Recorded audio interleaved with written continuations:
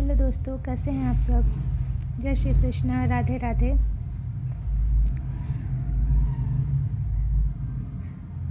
आज मैं प्रसव की अवस्थाओं के बारे में कुछ बताना चाहती हूँ। इससे पहले प्रसव के बारे में, नॉर्मल लेबर के बारे में हमने जो कुछ भी पढ़ाया है, उम्मीद करती हूँ आप सबको समझ में आया होगा। चलिए समय को ना गंवाते हुए थोड़ा आगे बढ़ते हैं। प्रसव की अवस्थाएं कितनी होती हैं उसके बारे में हम कुछ चर्चा करते हैं। जैसे क्या है, स्टेज ऑफ लेबर में क्या क्या आता है। प्रसव के 4 स्टेज होते हैं, ठीक है। प्रसव की 4 स्टेज होते हैं, प्रसव की 4 अवस्थाएं होती हैं। प्रसव की संपूर्ण प्रक्रिया को निम्न 4 अवस्थाओं में बांटा गया है। अब ध्यान से देखिएगा इसमें क्या क्या आता है। ये बहुत ही महत्वपूर्ण टॉपिक है हम लोग के एनम एग्जामिनेशन की तैयारी के लिए। प्रसव की प्रथम अवस्था जिसे फर्स्ट स्टेज कहते हैं, प्रसव की द्वितीय अवस्था जिसे सेकंड स्टेज कहते हैं, प्रसव की तृतीय अवस्था जिसे थर्ड स्टेज कहते हैं, और प्रसव की चतुर्थ अवस्था जिसे फोर्थ स्टेज कहते हैं। अब प्रसव की प्रथम अवस्था का यहाँ पे विस्तार से कुछ लाइनें विस्तार से वर्णन की गई हैं, जिसमें हम लोग पढ़ते हुए आगे बढ़ते हैं। प्रसव की प्रथम अवस्था, इसे सर्वाइकल अवस्था, सर्वाइकल स्टेज या विस्तारण अवस्था भी कहते हैं। विस्तारण अवस्था के नाम से भी जाना जाता है, ठीक है। अब प्रसव की प्रथम अवस्था को 3 उप अवस्थाओं में बांटा गया है। देखिए, प्रसव की 4 स्टेज होते हैं, जिसमें से पहला आता है फर्स्ट स्टेज। फर्स्ट स्टेज में भी इसको 3 उप अवस्थाओं में, मतलब जो फर्स्ट स्टेज लेबर का है, जो प्रसव का फर्स्ट स्टेज है, उसको भी 3 पार्ट में डिवाइड किया गया है। कौन कौन सा पार्ट है? पहला आता है लेटेंट फेज, गुप्त अवस्था। लेटेंट फेज को गुप्त अवस्था कहते हैं। दूसरा आता है सक्रिय अवस्था, एक्टिव फेज। तीसरा आता है ट्रांजिशनल अवस्था, ठीक है। तीनों उप अवस्थाओं के बारे में हम लोग आगे से विस्तार से पढ़ते हैं।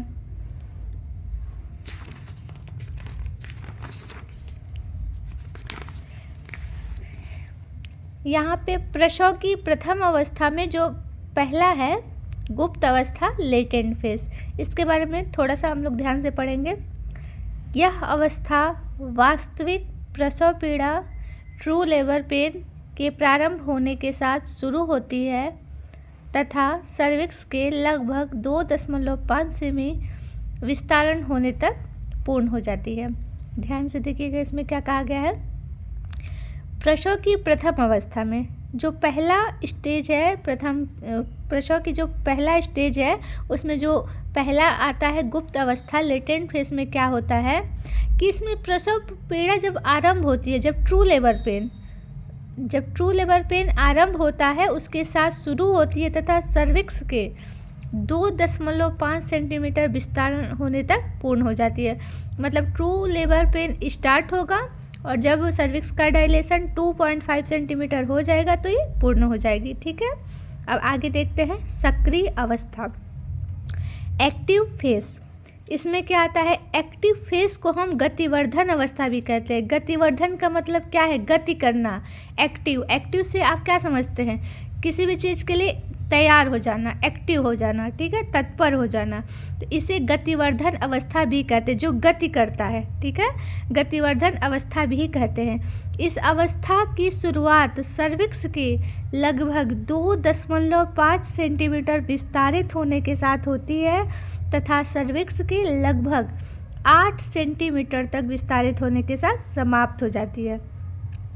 जो लेबर का, जो प्रसव का फर्स्ट स्टेज का जो एक्टिव फेज होता है, उसमें क्या होता है कि अपनी गति करते हुए जब इसमें सर्विक्स का डायलेशन 2.5 सेंटीमीटर से स्टार्ट होगा, उसके बाद 8 सेंटीमीटर तक सर्विक्स का विस्तारण होने तक ये रहता है ये फेज, उसके बाद ये समाप्त हो जाता है, ठीक है। उम्मीद करती हूँ आप लोग को समझ में आ रहा होगा। अब तीसरा स्टेज क्या है इसमें? फर्स्ट स्टेज का तीसरा पार्ट क्या है? ट्रांजिशनल अवस्था, ठीक है। यह प्रसव की प्रथम अवस्था की अंतिम तथा सबसे छोटी अवस्था है। कहने का तात्पर्य क्या है कि प्रसव की जो प्रथम अवस्था में लेटेंट फेज में क्या हो रहा था, सर्विक्स का डायलेशन शुरू हो रहा था, 2.5 सेंटीमीटर पर पूर्ण हो रहा था। सेकेंड में एक्टिव में क्या हो रहा था, 2.5 सेंटीमीटर से शुरू होके 8 सेंटीमीटर पर ख़त्म हो रहा था। अब ये प्रसव की प्रथम अवस्था की लास्ट ये अवस्था है ट्रांजिशनल अवस्था, जिसे ये बहुत ही छोटी अवस्था होती है, जिसे देखिए ट्रांजिशनल अवस्था भी कहते हैं। यह प्रसव की प्रथम अवस्था की अंतिम तथा सबसे छोटी अवस्था होती है, जिसकी अवधि प्रथम गर्भा में लगभग 2 घंटे तथा बहुप्रसव में लगभग 1 घंटा होती है। ये जो लास्ट फेज होता है प्रथम स्टेज का लेबर का, इसमें जो महिलाएं पहली बार गर्भवती होती हैं उनको प्रसव में कितने घंटे का समय लगता है, तो 2 घंटे, तो इसमें कितना लगता है, 2 घंटे का, ठीक है। और जो बहुप्रसव मतलब अधिक बार उनको प्रेगनेंसी हो चुकी है, 1 से अधिक बार, ठीक है, तो उनमें कितना होता है, 1 घंटा का समय लगता है। इस प्रकार स्पष्ट है कि प्रथम गर्भा में प्रसव की प्रथम अवस्था की कुल अवधि 12 से 14 घंटे होती है, जबकि बहुप्रसव में यह अवधि 6 से 8 घंटे ही होती है। ठीक है, आप सबको समझ में आ गया होगा। अब आगे बढ़ते हैं। प्रसव की द्वितीय अवस्था, सेकेंड स्टेज ऑफ लेबर।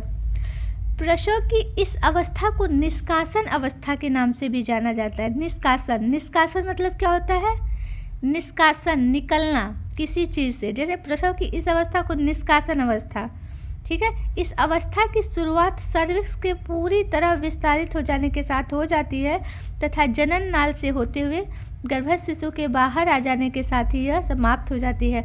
प्रसव की जो द्वितीय अवस्था है, इसमें क्या होता है, सर्विक्स का जो विस्तारण होता है, जो सर्विक्स का डायलेशन होता है वो पूर्ण हो चुका होता है।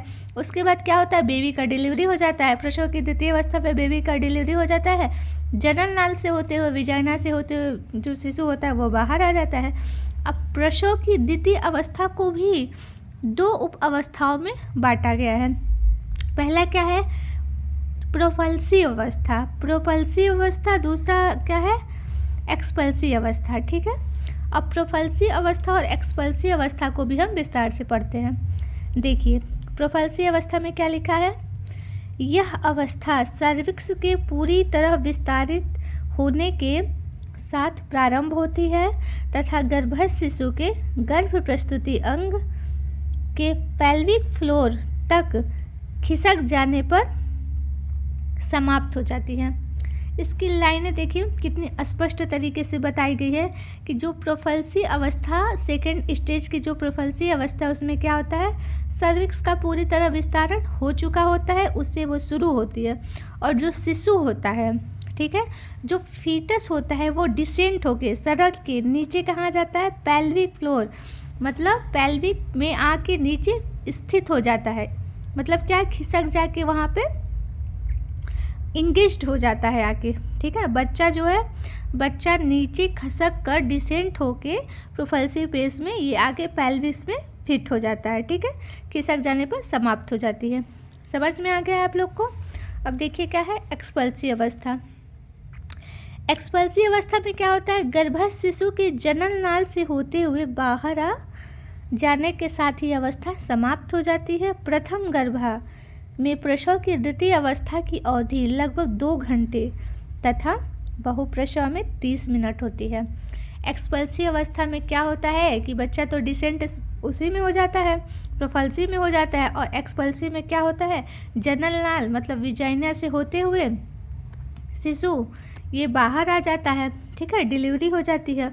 और इसमें क्या होता है, इसमें जो पहली बार जो गर्भवती महिला होती है उसको 2 घंटे का समय, सारे प्रोसीजर तो हो गए होते हैं, बच्चा को बस डिलीवर होना रहता है, तो इसमें 2 घंटे का समय प्रथम गर्भा में लगता है और बहुप्रसव में 30 मिनट का समय लगता है। चलिए अब हम लोग आगे बढ़ते हैं।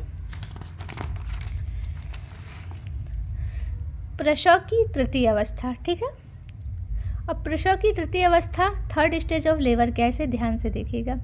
इसे प्लेसेंटा की अवस्था, प्लेसेंटा स्टेज के नाम से भी जाना जाता है।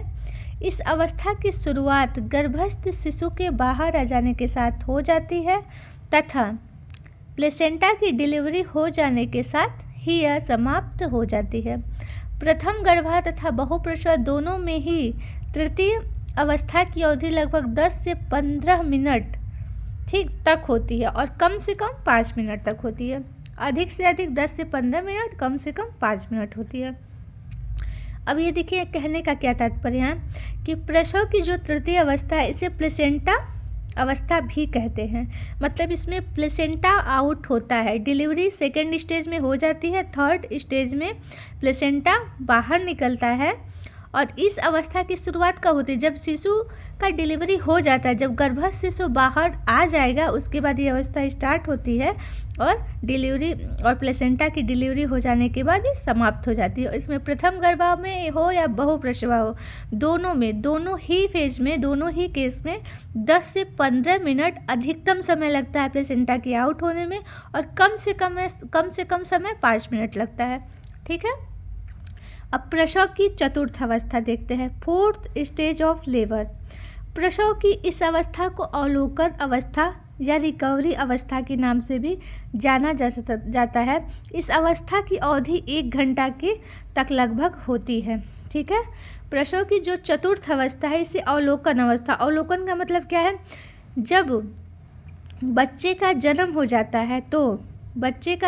जाता है तो 24 घंटे तक, ठीक है, 24 घंटे तक माँ और बच्चे का, ठीक है, माँ और बच्चे का देख रेख किया जाता है। कुछ समय तक बच्चे का अपगार स्कोर देखा जाता है।